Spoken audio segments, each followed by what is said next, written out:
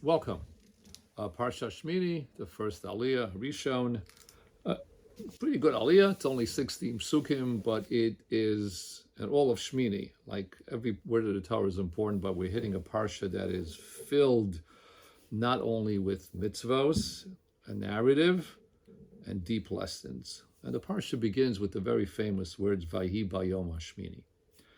It's the eighth day. Now, eighth day of what? We have not been told. Rashi, quoting the opinion from Seder Olam, tells us it's the eighth day of Miluyim.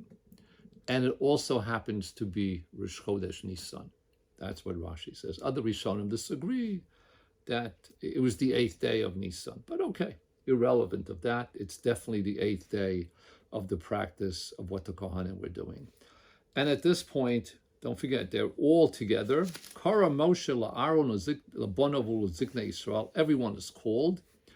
And then Aaron is told to actually take a kach l'cho egel for a chatos and an ayil for an olah. And these are the karbanos they're about to bring. Bnei Yisrael, they are commanded to take different karbanos, also for a chatos and some for an olah. And then also shlomim.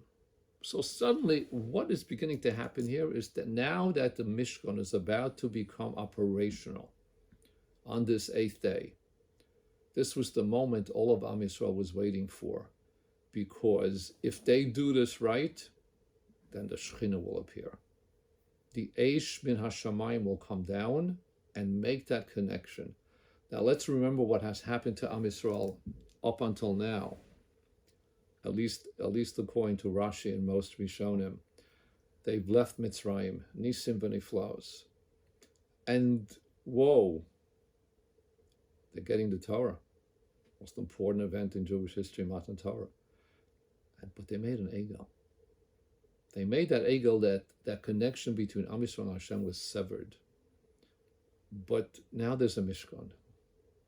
We're getting the Mishkan together. It has been put together. We've practiced. We got the Kohanim to practice. Moshe taught them. And Moshe says, Vayome Moshe, Zeha Davar Asher Tzivu Hashem, do all these things. Vayera Alehem Kvod Hashem. And Hashem will appear. So Moshe again now tells Aaron, Krav el HaMizbeach, come close to the Mizbeach, do your kabanos, your chatos, and your olah. And with this, v'chaper ba'adcha, you'll bring a forgiveness for yourself, for any averis you might have done. U'ba'ad ha'om, and of course, he goes ahead and does that. V'yakrev Aaron al mizbeach, and he does that. And Bnei Aaron go ahead and do their part of the avodah that they practice. Then the different parts of the karbonos are taken here. And it continues on.